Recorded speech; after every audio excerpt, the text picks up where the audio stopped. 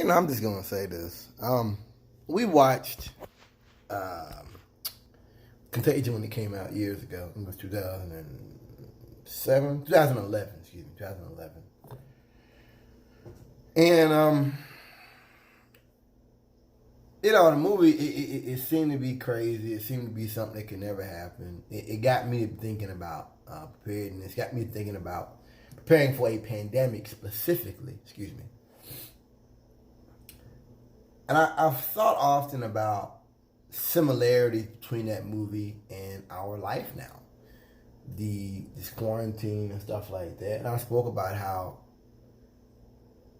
they couldn't have believed this would happen. It's kind of like that movie 28 Days Later.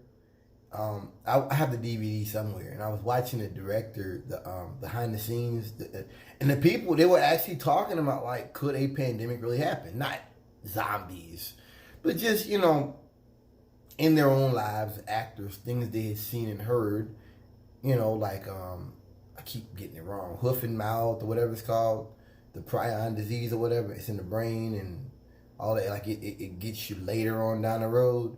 And it's a very interesting discussion.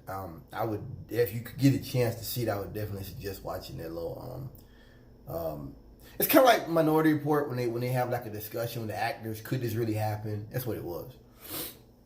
Normally that stuff is like, well, I was in Cabo when the director called me and he was offering me this.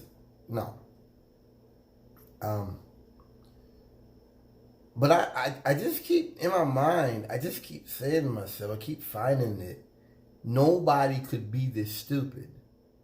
I mean, nobody sitting back could be like, wait a minute. You tell me they briefed the president back in January.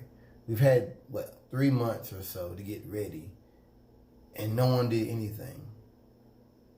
Then the president comes out and says it's a Democrat hoax, and he says it's going to go away. A bunch of people die. Now he's talking about the governor have to treat us right. What the fuck are you talking about? The governors don't owe you anything. This is a pandemic. It's your duty to act, to keep it from spreading to the other states, from, the intensity of it to spread. This is what I'm talking about. I don't think anybody, and he openly says it, it would be bad enough if this came out in a phone call where he was like, you better treat me right. This guy openly comes out and tells the public that the governor has to treat him right. Wow. It's really ridiculous, and it's really disgusting where we're at right now. Now Trump's talking about opening everything up by Easter. I told you he would. When he was talking about how, oh yeah, we'll give him the drugs, but the ventilator is a machine. I'm saying, like, I know what that is. Greg Brown did that with me when I got brought to the yard. I'd been broke down Christmas and New Year's, and he tried to bring me to the yard and bullshit me about all this stuff. He won't pay my money. That's what white men do. They're never gonna say, I can't do it. I cannot do this. But cause they don't want to seem like they're weak. But what white people will do is, yeah, but this is so much. You get it? Trying to get you to empathize with that situation. And you trying to piss on my leg and tell me it's raining. That's what I say. I don't think anybody could have imagined a president this stupid, this lack of action. And I don't think we could have ever imagined this Trump cult that actually is fine with dying to protect the economy. I don't even know what to think. I mean, it's like the war in Iraq. War crimes have been committed. Things have been done that are wrong. It's wrong. And so if people say, well, this already happened. What do you want them to do? Just lay down and die? I don't know. I mean, it's like building a house somewhere and something wrong with the foundation. And, you know what I mean? It's like, dude, no, man, you had no business doing this. They've done so much. The war in Iraq, there's been so many things in the last 10 years the American government has done that just makes me deeply ashamed to call myself an American. I don't know where to start. Trump's inaction in response to the coronavirus epidemic is but another one of those mile markers in my history, personally. I can't speak for nobody else. In my history, that really makes me say, I'm ashamed. I'm deeply ashamed to be an American. Deeply ashamed. I mean, I live under the flag. I'm trying to pay my bills, keep these lights on, and keep roof over my head. I got car note. I'm just a man living out here. I'm trying to live and put some money away, have some kind of future. But I'm deeply ashamed of calling myself an American. It's just more and more every day. I'm just deeply, deeply ashamed. You know, I don't think anybody that made that movie would have imagined that we'd have this kind of a future awaiting us. I just don't. I don't. It's too insane. The stuff Trump does and the stuff Trump says, it's too ridiculous. It's too insane to even imagine that we'd be here. I mean, you've got an epidemic. You see what's going on in Italy, and you really want to let loose this monster. I mean, I don't get it. I don't, guys. I don't get it. I don't understand it. You know, I found myself thinking the other night, I was watching something, I'm like, what kind of fool would want to come to America and practice medicine after this? I mean, I'm just saying, what kind of, like you know, I know, like, there's people that, like, they'll go get their degree and then they'll move to America. Like, what, after this is said and done with, what kind of fool would want to move to America to do anything? To know, you know what I mean? They talk about America the Great and all this stuff, but you got doctors running around in fucking trash bags, man. Real talk. Running around in trash bags. America's a charity case. You know what I mean? It is, right now, America's a charity case. Period, point blank. I don't have a better way to put it. It's a charity case. Didn't have to happen. None of this had to happen. You know, none of this had to happen. So I've got to get my respirator, wear my gloves, and all this stuff. See, I talked about when I was in stage 4. I don't like talking about these areas, these crackerjack areas, but I had a job the other day. People looking at me funny and all that. Those people are going to get a rude awakening. And that's what's really dangerous about what Trump does. His whole thing from the beginning has been, America's great, nothing's wrong with America, everything's beautiful, everything's great in America.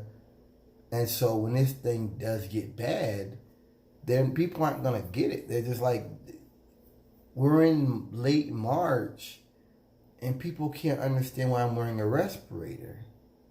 They can't understand why I'm keeping a safe distance. I mean, these are like your Fox News. I mean, they're really stupid. I realize that now with rednecks that Trump is like, they like Trump the way I like Armin van Buren. Well, they like Trump the way I like. No, I can't give you a comparison. I can't give you a comparison. Trump is an ideologue. He represents something. They're not keeping up with Trump though, at all. They're not keeping up with him whatsoever. They love him for what he represents, which is the white man striking back at a world that they see has taken off and left them behind. They don't care about the results of what he does. They just care about that hard ass, that America's great, America's always been great. Anybody tell you different is a communist. I mean, it's amazing to see Trump attacking doctors and to see Trump he called Christianity Today a leftist rag. Like, wow. Like, wow, that was a shocker. That was a real shocker to see that. I was like, wow. Really, but I don't know why it was a shocker to me. I don't. He doesn't care. He like never even know what Christianity Today they've even seen the magazine before. Remember Two Kings? I'm sorry, I just went on longer than I meant to. It's just shocking to me that Trump has destroyed this country. Like, a part of me wants to say that, but another part of me is like, no. He's revealed America for what it always was. These beautiful, brilliant doctors sacrificing their lives. I mean, people talking about they know they're going to get sick. They're willing to get sick. And they'll go to their apartment for 2 weeks or however long, and they'll come right back out and go right back to work. Wow. I'm telling you, I couldn't do it. I want to be clear about it. I'm going to be clear about it. Just because I have this stuff and I keep this stuff, to me, it's not that I'm some great guy. Once again, I've talked about it. I am a survivalist. I am a person that's trying to survive a crumbling system. I don't see none of this as I am a gun, or I am a shotgun, or I am a respirator. These are all tools to protect and preserve myself in this long emergency. That's what I'm going to start calling it, the long emergency. Coronavirus is just one part of it, man. Climate change is another. These are all factors of that. You know, there's a documentary I watched years ago, National Geographic. It was talking about overpopulation, that the population doubled itself or something. What will happen? They talked about, like, you get diseases and stuff. You get, like, typhus and stuff pop up. I believe that. I believe that. Now, I don't believe overpopulation is going to happen in my lifetime, or I don't believe that's coming anytime soon. I don't see that. I don't. Even before coronavirus, I didn't see that coming. I don't see that coming at all. That isn't a threat. That's not even on my top 5 list or top 10 list, overpopulation. But if it was, then I would be like, okay, you know, let's factor that in. Same thing with this pandemic. Mine has always been a pandemic because just driving trucks, just seeing how much the country depends on trucks, especially up in the Northeast, seeing how people are already living emergency in a lot of areas, seeing how areas really recover from the '08 recession, just seeing certain things just put that in my head. And then being around truckers and people don't wash their hands and stuff. I just got a really good, you know, demonstration how people are really nasty. Now it's March, late March, and people are still looking at me funny for wearing a respirator out. You know, I was wearing like glasses and stuff. I may keep wearing them. I got goggles in the trunk now. I stole my other ones. Yeah, I'm gonna start leaving that in the trunk and stuff. If it was still cold like it is, like it's been, I'd leave my respirator in there, but I don't want to start doing that. It's too hot. It's too hot. You don't want to leave rubber and stuff. No, it's too hot. Nope, don't do that. I might take the goggles out at some point too. But the fact that nobody's, not only are they not taking steps to protect themselves, they're surprised to see me protecting myself. It gives me room for alarm. I don't care, man. My whole life I've been like this. My whole life I've been aware. My whole life I've been prepared. My whole life I've been the weirdo. My whole life I've been the person that, you know, had a pen or had a jacket whenever. I've always been that person. My whole life.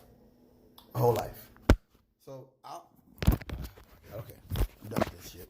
I won't use that again. Thing won't fucking attach to anything. My whole life I've been that person. So, I'll survive. Don't worry. I'll survive. I'll be okay. You know, you get to the point to where, and I've said it before, I almost don't want people to accept me. Because, you know, what are you being accepted by? Coronavirus won't be the big one. And it probably won't even be in the top 3 in my lifetime of major pandemics. To me, I said this the other night, this wasn't as bad as I thought it was going to be. It wasn't. I don't know if I expected something to be airborne or what it was, but I thought it'd be a lot worse.